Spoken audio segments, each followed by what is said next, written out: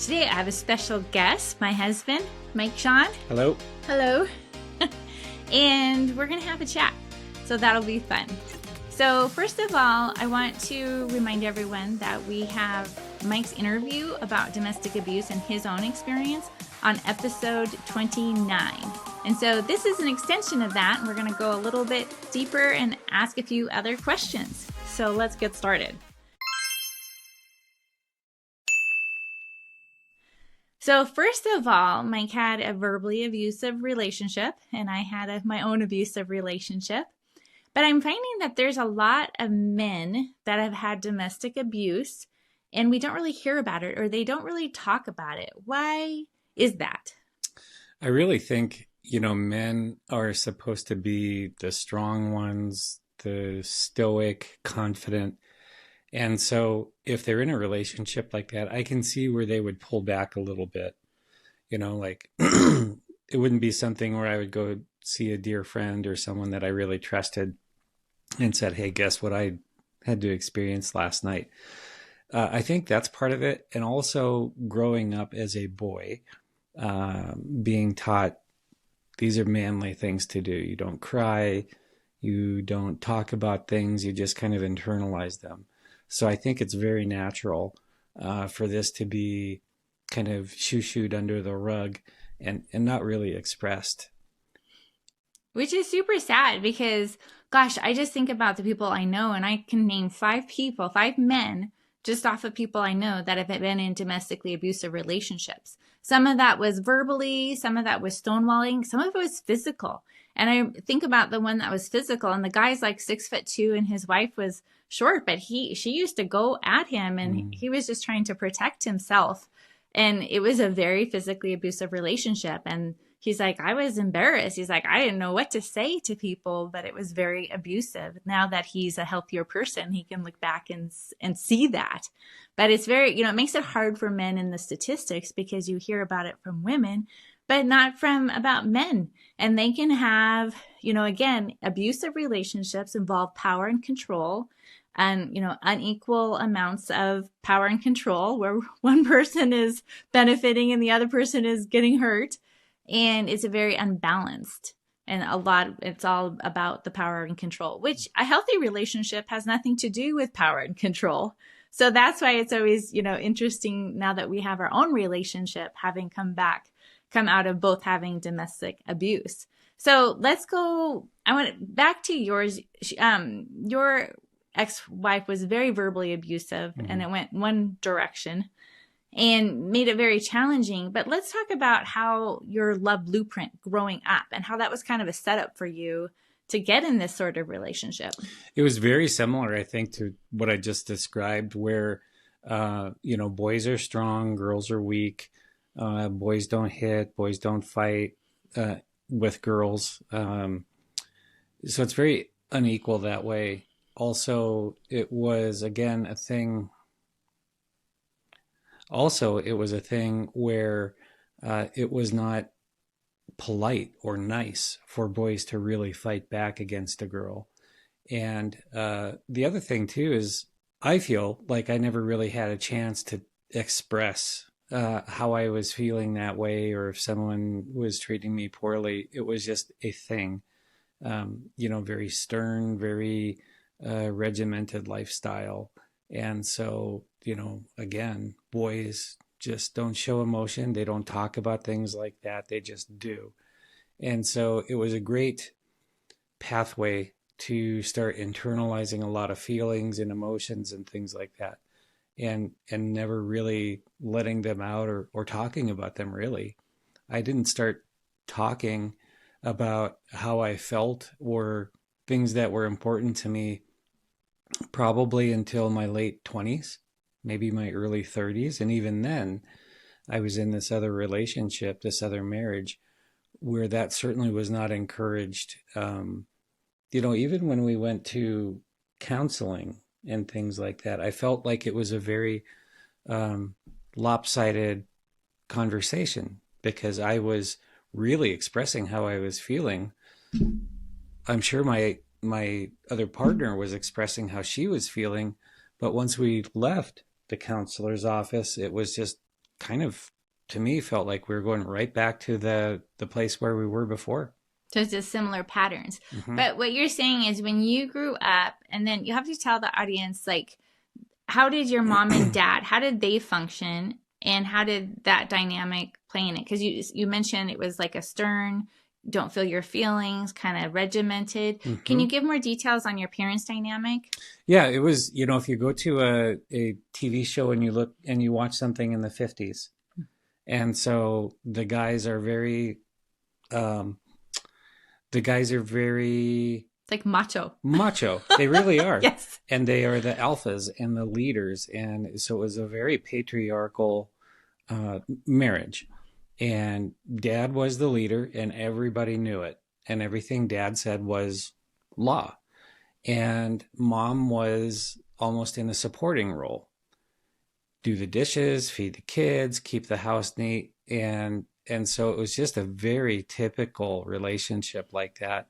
Mm-hmm. And as I go back and look, that's exactly how their parents were. Yes.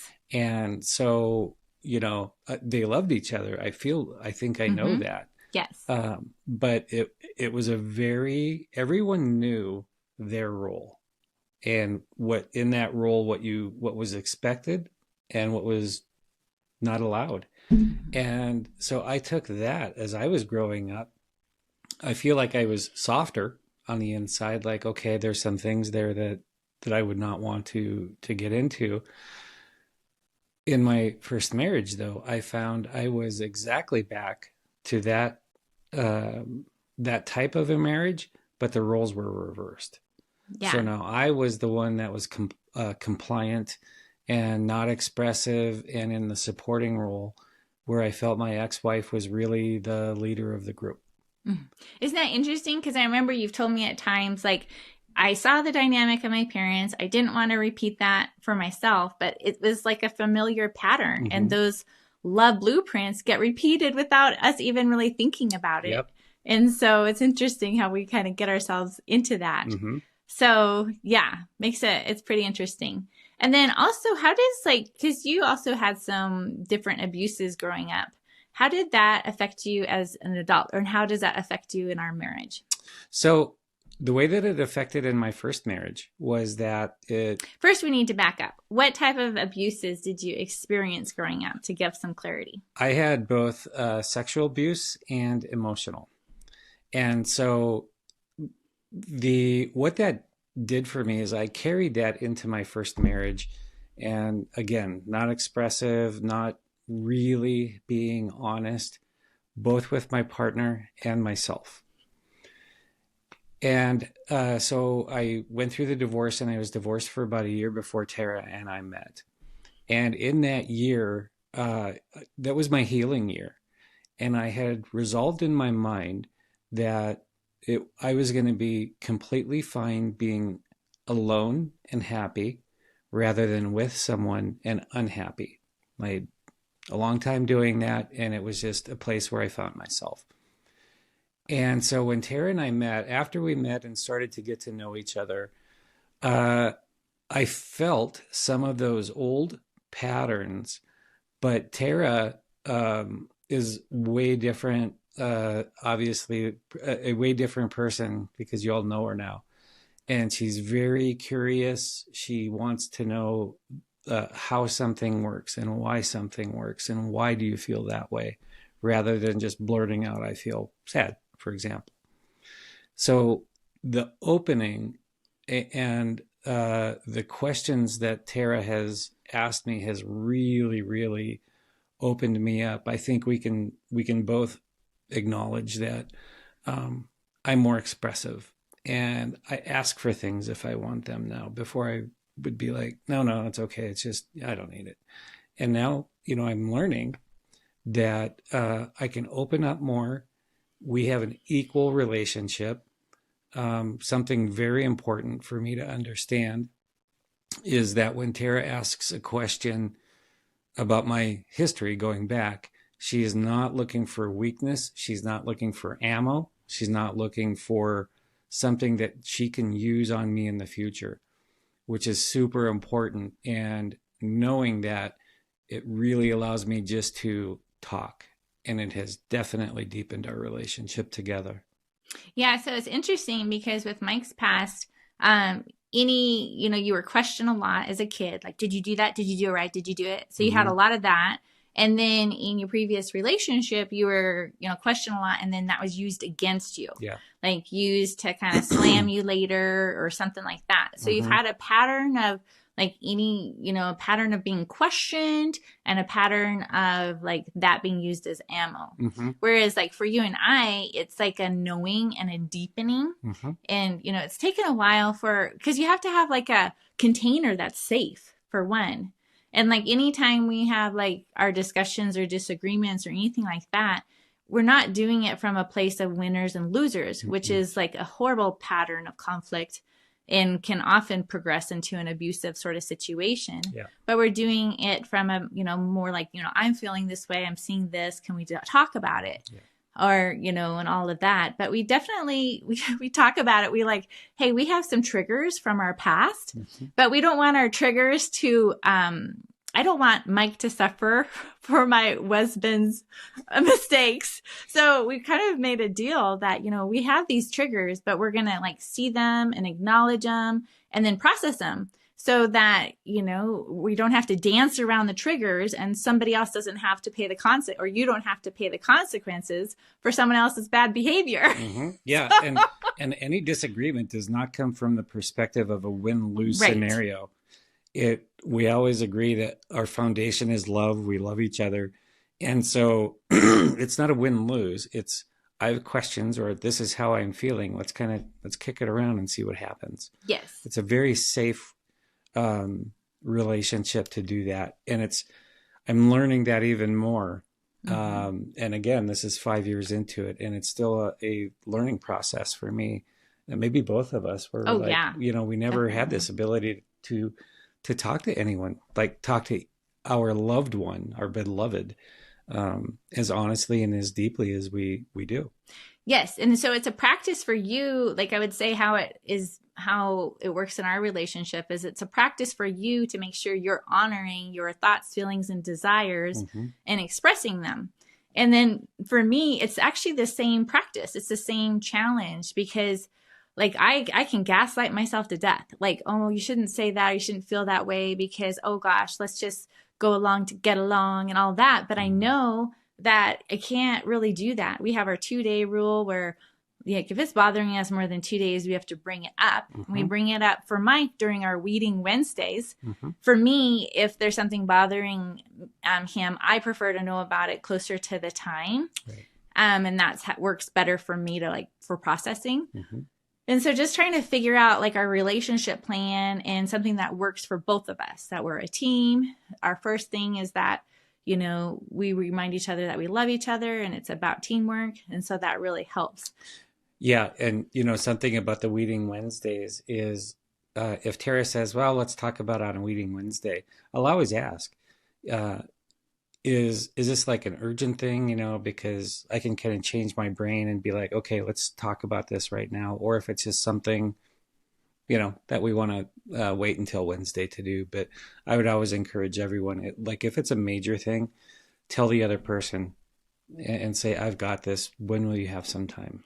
That's a really good idea because really you want to go into it where they're not being like, kaboom, surprise. And it's kind of warning them like, hey, I have something serious, that's really bothering me that I really want to discuss. When would be, a good time? Because if we're hungry, angry, lonely, tired, busy, all of those things, it's not going to help because how you go into an argument or stuff like that has a lot to do with how you go out of it. So just being at a good place and both being ready to just like do some teamwork, then it really creates a depth. Like it really creates more connection because it's not about winners or losers.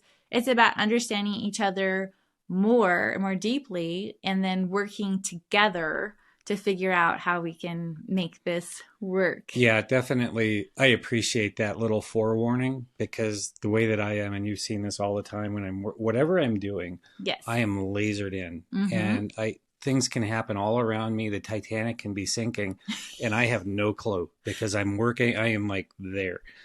And so when Tara brings that up with me, I do appreciate just a little notice like, hey, I've got something to talk to you. Is that okay? Or do you have some time today? Because it takes me out of where I am there.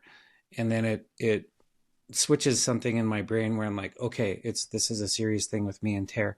So, okay, let's do it. Yeah. Yeah, that's a really good thing to know about differences between men and women or differences between people and how they work. Yeah, So, it doesn't have to be men and women. It can be just, yes. this is how this person, just is. Mm-hmm. Definitely. Our emotional cups can get full without us really even being aware of it. But when our emotional cups get full, we can react rather than respond. We can be fatigued. We can feel burdened. We have struggle with sleep. We can have physical symptoms. And that's why I have the free barf notebook page for you. And it's a simple process done regularly where you're barfing out your thoughts, sorting them out, and planning them out. And it's a wealth of healing in that. So go ahead and check the link and have access to that free barf notebook process. Live brighter every day. So how are you well, what I guess we've kind of talked about, like, what's been the most challenging part of like being married to me in the last Nothing. No, that's so funny. It's been roses and unicorns. Well, that's the funny thing is it's so important to let people know that every relationship has challenges. And I think it's just like, it's more like a journeying together. It's more like, it's not like, hey, we've arrived, ta-da, rainbows and butterflies. Mm-hmm. It's ever evolving. Like we have some areas right now that we're working through. And, I kind of think of it as the different purses. It's like, I've got this purse where I'm like, oh, we just like love and have fun. And then I have this purse that we're like trying to work through these issues together. And, this purse. So it's just like kind of just letting them all be there. Mm-hmm. Yeah. So a challenging part of our relationship, and this is more self-challenging. I don't think it's in between us, but it can impact us, is going back earlier. I was talking about, the freedom of expression was not really a thing. So one of the more challenging parts is something inside of me. I love Tara very deeply. She's my best friend. We're awesome friends. We're BFFs, all of those things. Understanding how Tara relates to a person more deeply is she's curious. And I learned this from my counselor. We talked about it recently too, where Tara finds connection in the deeper levels of a relationship. And so the way that she finds out that information is she's curious and asks questions. For me, coming back from my whole life, really, of how my parents were and how my previous marriage was that the freedom of self-expression and telling somebody how you really felt was not encouraged. And so it has been challenging for me as we are peeling back Mike's onion of letting go of another layer and then letting go of another layer. It's like you were talking about before. In my past, questions were used to get information for a future fight, or to show a weakness, or to really not help me. It was more to undercut and find weakness. And so what I had to realize with Tara is this is how she gets deeper. She's not looking for ammo or a weakness or anything like that. And so once I understood that, it has made it easier, I think, for me to answer questions and just say, okay, let's talk about it. And so that has been challenging for me. And it probably has brought some challenges, up for you, where you want to get in deeper. And I'm like, wait, what's going on here? We had a recent couple weeks ago where, what was it called? 100 questions? 100 questions. Yeah. Yeah. One person could ask the other 100 questions. Mm-hmm. No holds barred. And when Tara brought that up with me, I immediately got so defensive and angry, and that was a thing. And because I wanted to know why she needed this, why she wanted to have answers to these questions. coming from this previous place where, okay, I'm going to find some dirt on you and I'm going to use it on you later on. And so that goes back to my self-expression. Once I understood she's not looking for ammo, she wants to love me more. She wants to love me more deeply. And the way she does it is by just knowing more. So that really, really helped me. And that was recently, to lower my guard, not be more honest, but be more open. And so that was really, it was almost like an epiphany for me. Like, okay, I'm in a safe place. This is my life person. She loves me. She's not going to harm me. And so it's now we're going to go take our relationship much more deeper and more colorful in a way, because, you can be black and white 2D, but you can also be 3D with bright colors and happiness. And that's where we're both striving to get. And I think we're well on the way, but there's, like Tara's just said, there's always more. Well, it's interesting because, like, I don't believe I should ever use your past against you. Mm-hmm. But why do I want to know things? I think that's a really good thing. I think really to be known and loved is great. And so it's hard sometimes because there were certain things I didn't really know. Mm-hmm. And there's also, I would think, a freedom for you that it's like, oh, yeah, you can tell me about this and that, and it's not going to change my perception. And mm-hmm. I'm still going to love you, but I'm going to even know you deeper mm-hmm. and love you more. Yeah, it made me really think too about how my brain works, which is different because I can, let's take it like this. So do I want to know, or do I feel the need to know of everything or a lot of things in Tara's past? The way my brain works is no, because what I look at is now. And how does she treat me? Does she love me? Do we have a wonderful relationship? And it is not, it seems to be, or feels like, a little bit more future based. Mm-hmm. And so I accept all of the good, the bad, and the ugly with Tara, because those experiences have brought her to where she is now. And so it's more easy for me to go forward without going deep into that stuff. Tara is simply a different person. She's simply, her way to have a deeper relationship is to go down and ask questions and be more curious. And once I acknowledge that, once I realized the difference between how I am and how Tara is, then it felt, oh, okay, great. We're not on a skeleton hunt here. We're on a relationship hunt.